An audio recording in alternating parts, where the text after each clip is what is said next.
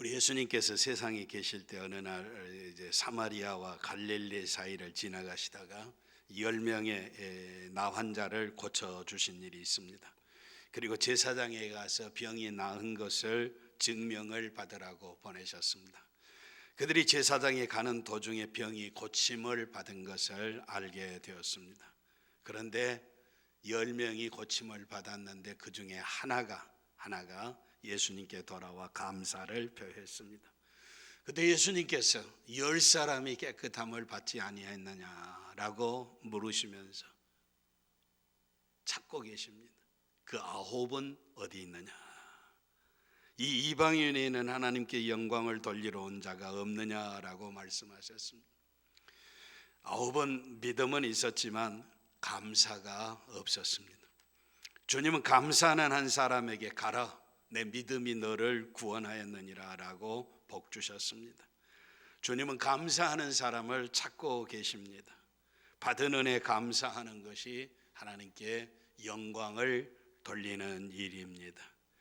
오늘 우리는 맥주 감사절을 지나가면서 오늘 시편 118편을 중심해서 본문을 다 읽지는 못했지만 1절로 29절까지의 말씀을 간단하게 묵상하면서 우리가 어떻게 감사해야 하고 감사는 무엇을 나타내는 것인가, 우리가 감사하는 인생을 살기 위해서 시편 기자, 이 시편을 기록한 사람은 다윗입니다. 다윗의 신앙 고백을 통해서 우리도 감사하는 사람으로 살 수 있기를 원합니다. 다윗은 여호와의 인자하심을 깨달아 확신하는 마음으로 여호와를 찬양하고 있습니다. 시편 118편의 1절과 마지막 29절이 똑같은 단어입니다. 여호와께 감사하라, 저는 선하시며 그 인자하심이 영원하미로다. 마지막 29절에도 역시 마찬가지입니다.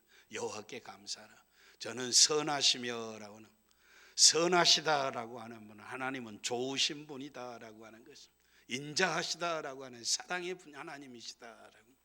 그런데 죄 많은 인생들이 선하신 하나님 앞에 사실 산다라고 하는 이것이 은혜고, 이렇게 사랑받는 자로 인생을 산다라고 하는 것이 하나님의 은혜다. 다윗은 이것을 이제 확신하고 여호와 하나님께 감사하라, 그는 선하시고 그 인자하심이 영원함이로다 라고 말씀하고 있습니다. 그리고 모든 사람들에게 그 은혜에 감사하고 찬양하도록 권면하고 있습니다. 특별히 환난 많은 세상입니다. 고난이 많은 세상입니다. 질병이 온 세상을 뒤덮고 있는 세상입니다. 이 세상에 많은 환난과 고난과 역경이 있지만 가만히 깊이 묵상해 보면 이 세상에 이 고난 많은 환난 많은 세상 가운데 하나님께서 우리에게 베풀어 주신 은혜가 얼마나 크고 놀라운지 알 수 없습니다. 하나님은 선하시고 인자하신 하나님이십니다. 시편 기자의 고백을 이해하면 사람이 당하는 고통 중에 또 다른 사람들을 인해서 당하는 고통이 심하다라고 하는 것을 알 수 있습니다. 특별히 사람이 사람에게 시기, 질투, 모함, 중상, 모략, 비난, 음해, 비판을 당하게 될 때 살 소망까지 끊어지게 된다. 내가 도대체 이렇게 세상을 살아서 무엇하겠느냐라고 하는, 살아갈 소망이 끊어질 정도라고 하는 것입니다. 다윗도 마찬가지입니다. 5절 말씀에 내가 고통 중에 여호와께 부르짖어 여호와께서 응답하시고 나를 광활한 곳에 오셨도다. 그가 당하는 고통이 무엇인지는 알지 못하지만 고통 중에 여호와 하나님을 찾고 있다라고 하는 말씀입니다. 7절에 보면 이제 하반절에 그러므로 나를 미워하는 자에게 보응하시는 것을 내가 보리로다. 고통 중에 있는데 이것이 사람에게, 다윗을 미워하는 자에게 많은 고통, 아마도 왕 사울에게 쫓겨나가서 비참한 인생을 살았을 때 이제 고백하는 고백이 아닌지 모르겠습니다. 11절에 보면 저희가 나를 에워싸고 에워쌌으니 라고 말씀하고 있습니다. 이제 다윗의 주위에 가득한 미움과 시기와 질투와 음모와 협박과 살인과 가지가지 것들이 다 나를 에워쌌다라고 하는 것입니다. 어느 정도 에워싸는 12절에 보면 저희가 벌과 같이 나를 에워쌌으니 라고 말씀하고 있습니다. 벌과 같이 벌떼처럼 달려들어서 나를 죽이려고 한다라고 하는 것입니다. 벌떼처럼 달려드는데 벌이 그냥 옵니까? 독침을 가지고 있습니다. 독침을 가지고 이 다윗을 죽이려고 다름질 쳐오는데 에워쌌다라고 하는 이런 고백입니다.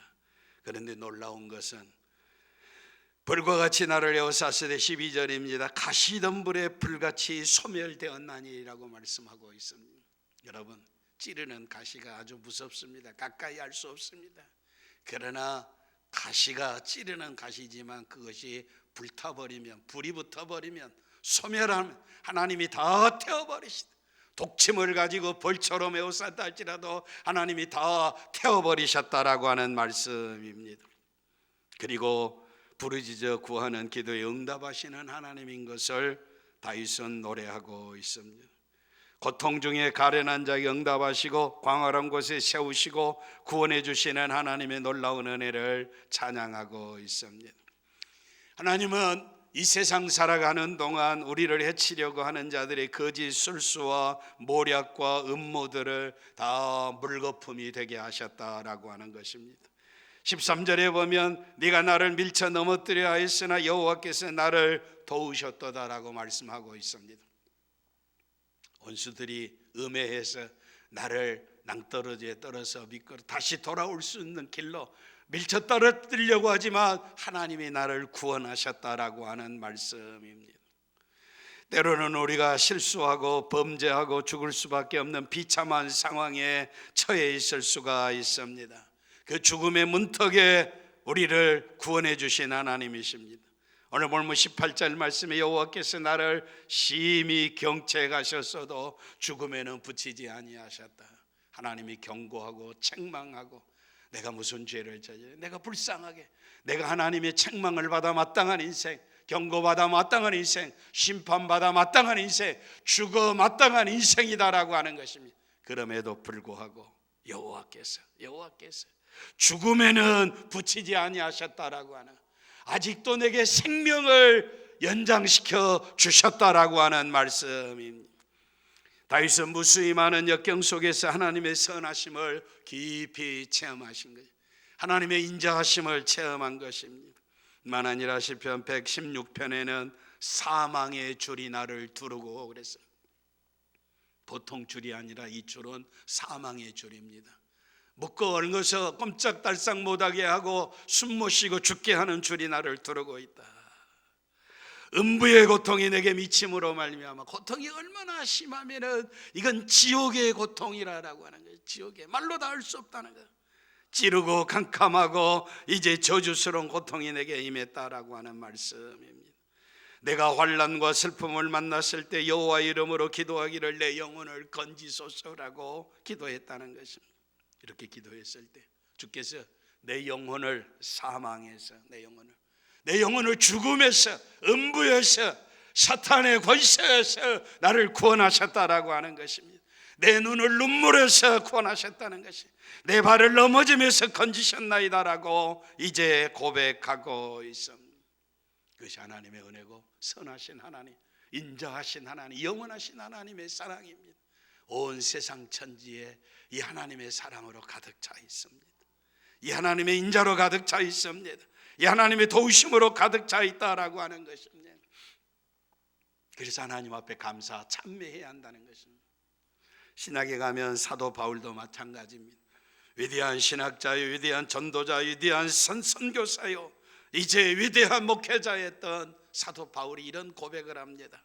고린도 교회에 편지하면서 형제들아, 우리가 아시아에서 당한 환난을 너희가 알지 못하기를 원치 아니하노니 힘에 지나도록 심한 고생을 받았는데 내가 감당할 수 없을 정도로 고난을 당했다. 힘에 지나도록. 힘이 있으면 고난을 이기는데 문제가 없는데 너무 지쳐버렸다는 것입니다. 내가 헤어나올 수 없는 고난을 당했다라고 하는 말씀입니다. 그래서 어느 정도냐, 살 소망까지 끊어지고 라고 말씀하고 있습니다. 우리 마음에 사형 선고를 받은 줄 알았으니 더 이상 이제는 살 수가 없다라고 하는 거예요. 사형 선고, 내가 이제 하나님이 내 생명을 거두어 가는 모양이다라고 이런 지경에 이르렀다는 것입니다. 이는 우리로 자기를 의뢰하지 말고 오직 죽은 자를 다시 살리시는 하나님만 의뢰하게 하십니다. 그가 이같이 큰 사망에서 우리를 건지셨고 또 건지시리라. 바울만 건진 것이 아니라 우리도 건져 주실 것이라고 하는 말씀입니다. 지금 온 세계가 뒤죽박죽입니다. 거짓말이 난무하고 불의와 부정이 부패하고 온 세상이 환란으로 부글부글 끓고 있습니다. 원폐렴이라고 하는 코로나 바이러스 19이 온 세계를 다 정복하고 수많은 사람들이 우리한테 죽어가고 있습니다. 중국의 중부지방에는 비가 아주 30일이 넘도록 내려오고 있는데 비가 그치지 않아서 양자강이 범람하고 삼엽댐, 산사댐이 이제 무너질 지경에 있어 수많은 사람들이 죽고 수천만 명이 이재민이 되었다고 합니다. 이건 공산사회에 이제 언론이 통제되니까 하는데 수천만 명이 이재민이 되었다고 하는, 집을 잃어버리고 떠나가 버리고 얼마나 비참한.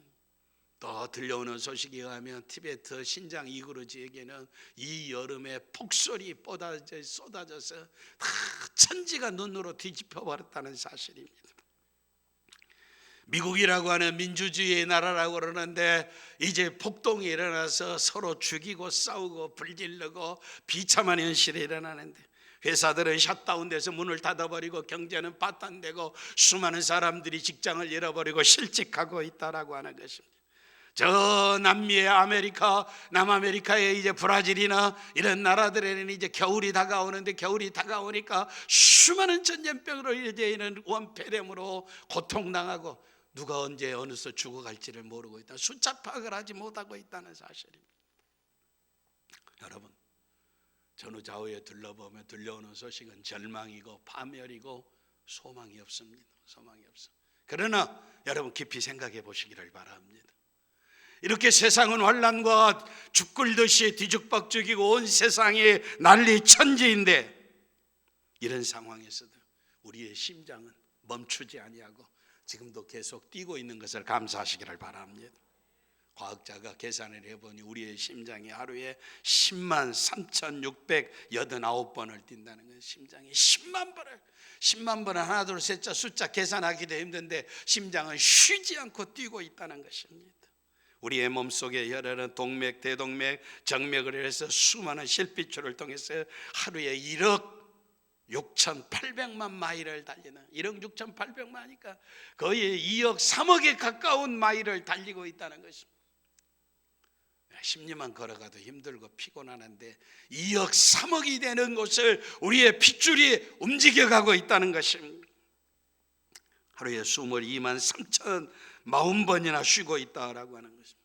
그런데 여러분 깊이 생각해 보시기 바랍니다. 내가 심장이 뛰도록 내가 수고하고 노력하고 있습니까?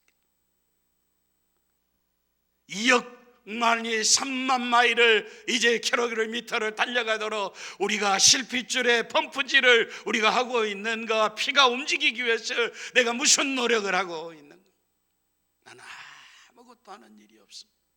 그런데 하나님이 숨을 쉬게 하고 피가 흘러가게 하고 맥박이 뛰게 하게 하고 하나님이 지금도 우리에게 생명을 허락해 주신 줄 믿습니다.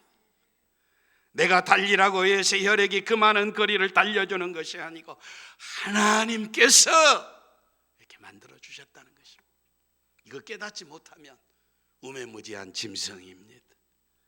한국 속담에 개구리 올챙이 시절 모른다는 말이 있습니다. 여러분 살만하게 됐습니까? 이만하면 됐다고 생각합니까? 내가 나댄 것이 하나님의 은혜에 오늘 여기까지 인도하신 분이 하나님이신 것을 한순간도 잊지 아니하기를 바랍니다. 오늘 내가 아침에 눈 떠서 세수하고 옷 입고 몸과 마음을 가지런히 하고 주 앞에 나와 예배할 수 있도록 은총을 주신 하나님께 감사하시기를 바랍니다. 요즘은 안 그러지만 옛날에는 어른들 만나면 밤새 안녕하셨습니까? 라고 하는 것이 한국 사람들의 인사였습니다. 밤새 안녕. 좋은 말로 밤새 안녕하셨습니까? 라고 이야기하지만 기분 나쁜 말로는 밤중에 안 짖고 다시 보게 됐네요 라고 하는 이야기돼요. 우리의 인생의 생명이 하나님의 손에 있는 것을 요즘은 밤새 안녕하셨습니까? 요즘 이제 살만하니까 그런 인사는 없어요. 그런 인사. 옛날에는 만나면 진지 잡수셨습니까? 라고 해요. 진지 잡수셨습니까?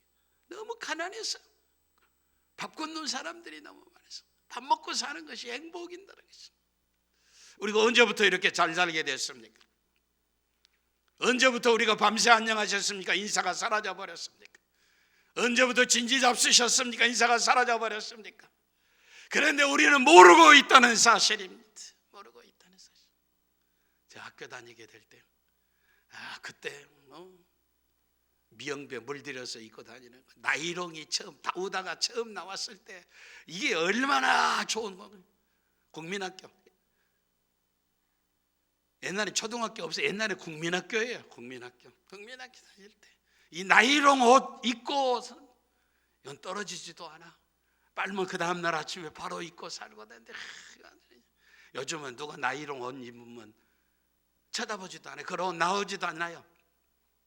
근데 우리가 이렇게 잘 살게 되고 잘 먹게 되고 행복하게 되고 건강하게 됐는데, 오히려 불평과 불만과 원망은 더 많아졌다라고 하는 것이, 우리가 무엇인가 잘못했다는 것이. 하나님은 지금 감사하며 하나님께 영광을 돌리는 자를 찾고 계신다는 사실을 기억하시기를 바랍니다.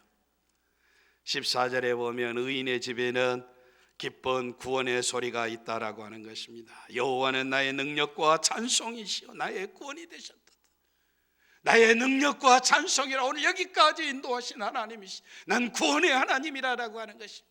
이게 구원받은 백성의 가정과 심령에 터져 나와야 할 찬양 노래라고 하는 것입니다. 의인의 장막에는 구원의 은혜가 있는 것을 확신하시기를 바랍니다. 땅 위에서 예수 믿고 살면 사실 우리가 복도 받았지만 예수 안 믿는 사람들이 더 잘 사는 것 같고 행복한 것 같고 크고 넓은 집에서 사는 것 같고 좋은 자동차 다 타고 다니는 것 같은데, 그런 사람들에 비하면 우리는 보잘것없고 볼품이 없는 인생입니다. 초라한 장막에 불과하다라고 하는 것입니다. 그러나 중요한 것은, 오늘 목사님이 찬양한 것은 내 주 예수 모신 것이 천국인 줄 믿습니다. 여기가 궁궐인 줄 믿습니다. 세상의 호화찬란한 능라주단 금은 보석으로 꾸며져서 지옥을 경영하고 사는 것보다 초막에 간어 초가집에 간다 할지라도 내 주 하나님 모시고 사는 것이 행복인 줄 믿습니다. 구원의 은혜가 있기 때문입니다. 그래서 자연히 하나님 앞에 기뻐할 만한 이유를 가지고 기쁨의 소리가 올려나오며 찬송과 감사가 떠나지 않는 것이 구원받는 자의 인생이고 가정입니다. 16절에 보면 여호와의 오른손이 높이 들렸으며 여호와의 오른손이 권능을 베푸신도다. 하나님께서 그 능력의 손으로 권능을 베풀어 주셨다, 은혜 베풀어 주셨다라고 하는 것입니다. 이제 여기 앞절에 보면 9절에 이스라엘아 여호와를 의지하라, 그는 너희의 도움이시요 너희의 방패시라라고 말씀하고 있습니다. 하나님이 우리의 도움이시고 하나님이 우리의 구원이시고 하나님이 우리의 방패가 되어주신다라고 하는 것입니다. 그래서 여호와 하나님 앞에 피하는 것이 복이다라고 하는 것입니다. 다윗의 외침은 오랜 동안 하나님의 은혜를 체험하고 이렇게 세상을 살아가는 동안 이것을 깨닫게 된 것입니다. 그래서 다윗은 전쟁에 나갈 때나 왕위에 있을 때나 언제나 이 믿음 가지고 대처해 나가기 때문에 마지막에 승리를 거둘 수 있었습니다. 이와 같이 하나님의 도우심을 힘입어 강건해진 사람은 마땅히 그의 이름을 감사하며 찬미하고 찬양하는 것이다. 여러분의 인생에 살아가는 동안 감사로 충만하시기를 바랍니다. 우리의 가정에 구원의 소리가 높아지기를 바랍니다. 감사와 찬양이 넘치기를 바랍니다. 구원의 하나님으로 인해서라. 제 세계 1차 대전이 막바지에 이르렀을 때 1918년에 사진작가였던 에릭 앤스톰이라고 하는 이 사진작가가 전쟁에 시달려서 수많은 사람들이 죽고 사랑하는 이들이 탄탄하고 비참한 지경에 있는 사람들을 위로하고 싶었습니다. 자기는 사진 작가인데 자기가 지금까지 사진 찍은 사진들을 다 열거해 놓고 도대체 무슨 사진이 전쟁으로 피폐해지고 상하고 찢긴 이들을 위로할 수 있겠는가라고 그 많은 사진들 가운데, 사진 작가니까 사진을 얼마나 많이 찍었겠습니까? 그 중에 사진 한 장을 골랐습니다. 그 사진에 지금까지도 많은 사람들의 사랑을 받고 있는 사진입니다. 아마 여러분의 거실에도 걸려 있는지도 모릅니다. 아니면 여러분의 성경 책꽂이 속에서도 그 작은 사진이 들어있는지도 모릅니다. 그 사진은 탁자 위에 앉아서 두 손을 모으고 머리를 숙여 기도하고 있는 수염난 노인을 찍은 사진입니다. 기도하고 있는 그 장면, 노인의 앞 탁자 위에는 책 한 권, 안경 하나, 죽 한 그릇, 빵 한 덩어리, 그리고 칼 한 자루만 놓여 있습니다. 여기에 더 넣을 것도 없습니다. 뺄 것도 없습니다. 어떤 사람들은 작가의 의도를 알지 못하고 사진이 너무 궁핍하다, 가난하다, 이게 무슨 행복이야, 무슨 위로가 돼야, 이렇게 조롱하고 비난했습니다. 그러나 작가가 보여주는 생각은 정반대였습니다. 감사하며 사는 삶이 이런 것이며, 우리 모두가 어떤 상황, 어떤 조건, 어떤 환경에 처한다 할지라도 상관없이 이렇게 살아가는 것이 감사요 찬양이다라고. 전쟁으로 수많은 사람들이 다 떠나가고 빵 한 조각, 죽 한 그릇이 있으면 하나님 앞에 감사할 수 있으며 사는 것이, 이게 진정한 위로요, 진정한 풍성함이요 행복이라고 하는 것입니다. 내가 온 것은 양으로 생명을 얻게 하고 더 풍성히 얻게 하는 것이다. 도적이 오는 것은 도적질하고 죽이려고 하는 것이다 라고 하는 것이다. 우리는 이때 풍성함이라고 하는 것을 오해해서는 아니 됩니다. 세상에 있는 부동산이나 물질이나 권위나 명예나 이런 것들로 풍성함이라고 생각해서는 아니 됩니다. 예수님은 우리의 선한 목자이십니다. 우리의 주님의 풍성함이라고 하는 것은 양들을 위해서 자기 목숨을 주신 것입니다. 그리고 우리를 푸른 초장으로 잔잔한 시내로 인도하신 것입니다. 우리가 살아가는 동안 우리의 삶을 지키시고 인도하시는 임마누엘이 되신 하나님이십니다. 하나님이 주시는 풍성한 것을 세상 사람들이 추구하는 것으로 오해하지 않기를 바랍니다.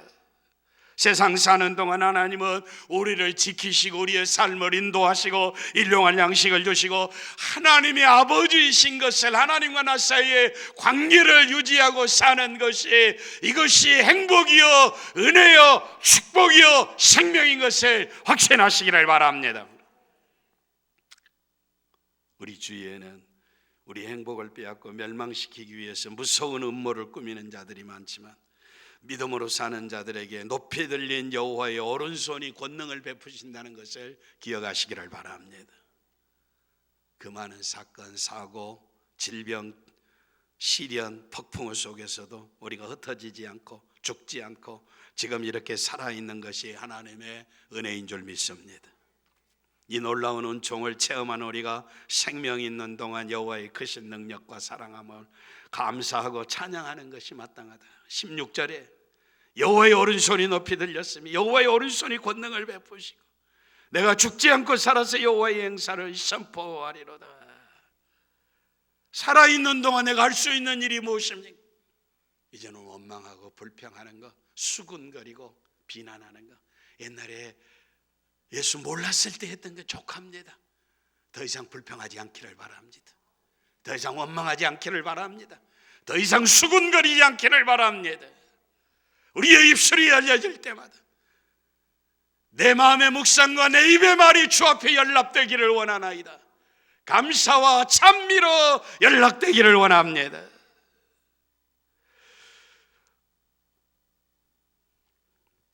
(19절에) 보면 내게 의의 문을 열지어다 그랬습니다. 도대체 이 의의 문이 어떤 문입니까? 의의 문이 열리면 어떤 일이 일어납니까? 내가 들어가서 여호와께 감사하리로다. 의의 문이 열리면 여호와 하나님을 만나는 것입니다.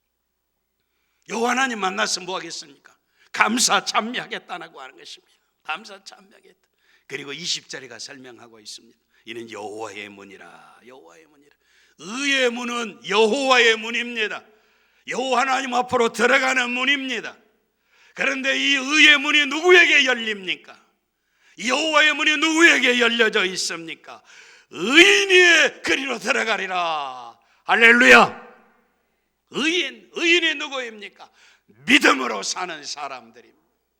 내가 죄인이지만 하나님의 사랑이 십자가에서 물과 피를 다 쏟으시고 나의 죄를 청산하시고 그 영광의 주님이 나의 주님인 것을 믿고 살아가는 사람이 의인입니다. 믿음으로 믿음에 이르게 하나니 하나님의 한 은혜는 예수 그리스도를 나의 구주로 믿는 믿음인 줄 믿습니다. 이 의인에게 여호와의 문이 열려집니다. 이 믿음으로 사는 사람들에게 의의 문이 열려지게 됩니다. 이 믿음으로 사는 사람이 여호와 하나님을 찬양할 수 있게 되는 것입니다. 예수 그리스도를 말미암지 않고는 아무도 아버지께로 갈 자가 없네. 내가 그 길이요 진리요 생명, 나로 말미암지 않고는 아버지께로 올 자가 없느니라. 다윗이 멀리서 이 은혜를 바라보면서 놀라워 하나님께 감사 찬송을 돌리고 있습니다. 다윗은 예수님이 이 땅에 오시기 전에 700년 800년 전입니다. 그런데 벌써 이 메시아이신 그리스도가 오셔서 의의 문 여호와의 문을 여시고 들어가게 하신 모습을 바라보고 감사하고 찬미하고 있습니다. 지금은 예수님께서 앞으로 오실 것이 아니라 2000년 전에 다 하나님의 약속을 이루어서 유대 땅에 사셨다가 죽으셨다가 다시 살아나시고 하늘로 오르셔서 약속대로 구름 타고 다시 오실 줄 믿습니다. 다 이루어진 사실입니다. 이 놀라운 믿음 가지고 감사하시기를 바랍니다. 땅 위에 살아가는 동안 이런 놀라운 은혜를 가진 사람에게 하나님께서 복을 주신 축복하신 26절입니다. 여호와의 이름으로 오는 자가 복이 있다. 우리가 여호와의 집에서 너희를 축복하였도다. 의의 문이 열려서 여호와의 문이 열려서 여호와 앞에 오는 자에게 우리가 복을 주실 것이다. 하나님 앞에 나서는 자에게 하나님이 복 주시는 줄 믿습니다. 복 주신다. 하나님 앞에 나오는 자에게 하나님이 복을 주신다. 그리고 27절에 여호와는 하나님이시라 우리에게 비추셨으니 줄로 희생을 제단불에 맬지어다 라고 말씀하고 있습니다. 영적인 의미인데 줄로 제단불에 희생을 맬지어다 라고 말씀하고 있습니다. 희생을 제단불에 맨다라고 하는 것입니다. 희생은 율법에 정해진 규례를 따라 제물을 죽여서 피를 제단불에 이제 뿌리는 것입니다. 이 말씀은 죄의 깊은 사슬에서 우리를 구원해 주신 하나님의 사랑에 감사해서 내 몸을 어디에다가 메어야 할 것이냐라고 하는 것입니다. 여러분, 이 몸을 어디에다가 쓸 것이냐라고 하는 것입니다. 어디에다가? 세상에 권력 있는 사람들입니까? 세상에 부자들입니까? 세상에 명예 있는 사람들입니까? 원래 몸과 마음이 어디에 있습니까? 주의 몸된 제단의 희생의 뿔을 이제 거기에 내 몸을 드리라라고 하는 것입니다. 줄로 희생을 제단불에 맬지어다라고 하는 것입니다. 여러분, 이 땅에 살아가는 동안 몸된 제단에 생명을 바쳐서 헌신하고 희생하고 충성하고 신령한 제사를 드리시기를 바랍니다. 우리는 너무 바쁩니다. 도대체 무엇을 위해서 그렇게 바쁩니까? 결론은 하나입니다. 공동묘지 가기 위해서 바쁜 것입니다. 여러분이 세상을 위해서 분주하게 여러분의 몸을 갖다가 매는 것은 다 저주스러운 죄악 죽음을 위해서 맺고 있다는 것입니다. 힘쓰고 애쓰고 있다는 것입니다. 어제 감사절 예배를 드리기 위해서 대청소를 실시를 했는데 장로님, 권사님, 집사님, 남자 여자 다 나와서 예배당 좀 깨끗해졌죠? 돌아보세요. 깨끗해진 것 같습니까? 굉장히 깨끗해졌어요. 굉장히 깨끗해서. 근데 이 목사님부터 나오셔서 그냥 그 권사님, 장로님 다 빗자루 들고 걸레질하고 다 하고, 어떤 권사님 한 번에 내가 할 때 60이 넘은 권사님인데 저 창틀에 올라가서 먼지를 닦더라고. 내가 모른 척 얼른 가버렸어. 내가 안 차가면 떨어질까 봐서. 도대체 60이 넘은 권사님이 철딱서니도 없지 왜 창틀에 올라가서 먼지를 그러다가 떨어져서 죽으면 어떻게 해? 염려가 되는데, 여러분, 주님 사랑하는 마음이 있으니까 이 교회가 주님의 몸입니다. 주님의 몸에 제단불에 희생을 매라라고 하는 것입니다. 희생하고 충성하고 헌신하고 우리의 인생을 살아가는 동안 이 몸 어디다가 쓰려고 그럽니까? 이 시간을 어디에다가 드리려고 그럽니까? 희생의 제단, 너희 몸을 하나님의 제단불에 매라라고 하는 것입니다. 입으로만 감사하는 것이 아니라 내 몸과 마음과 정성과 생명을 묶어바쳐 주의 몸된 제단에 매시기를 바랍니다. 믿음으로 사는 사람들에게 감사는 물을 퍼올리는 펌프에 올려갔습니다. 옛날에는 작두샘이 있었습니다. 그래서 펌프질하면 물이 올라오는데 아침에 물이 쏙 빠져버려요. 그 물 빠진데 바가지에다가 물 한 방울 가다가 부으면 밑에 수맥에서 생수가 쏟아져 나옵니다. 이게 마중물입니다. 마중물. 우리가 하나님 앞에 감사하고 살면 하나님께서 생수가 흘러넘치게 할 줄 믿습니다. 여호와의 집에서 축복하리라. 하나님이 복 주시겠다는 것입니다. 불평하고 질투하고 원망하고 수군거리고 불의의 열매를 맺으면 이 세상에서 비참한 삶을 살게 될 수밖에 없습니다. 이제 그만하면 더 이상 불평해 사는, 불만하고 원망 가지고 수군거리고 비난하고 비평하고 살아서는 아니 됩니다. 감사하면 감사가 한 바가지가 마중물이 되어서 하나님의 능력과 셈에서 기적의 역사가 터져 나오도록 만들어 주실 것입니다. 깊이 감사할수록 더 크고 놀라운 하나님의 사랑과 은총을 더 깊이 발견하게 될 것입니다. 감사로 풍성한 인생의 삶의 성도가 되실 수 있기를 바랍니다. 유대인들에게 납비가 있습니다.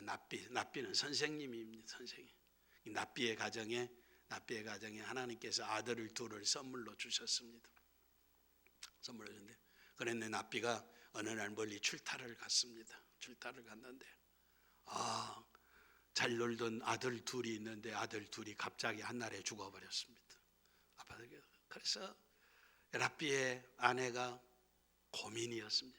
아들이 죽은 것도 고민이지만은 남편이 돌아오면 두 아들이 한날 한순간에 죽어버렸는데 어떻게 남편을 위로하고 어떻게 남편에게 말해야 할 것인가. 그리고 다시 이제 남편이 돌아올 날이 되어서 두 아들의 시체를 방 깊은 곳에 넣어놓고 그리고 대문에서 남편을 맞이합니다. 그리고 이제 돌아왔을 때 남편에게 아내가 이렇게 이야기합니다. 묻습니다.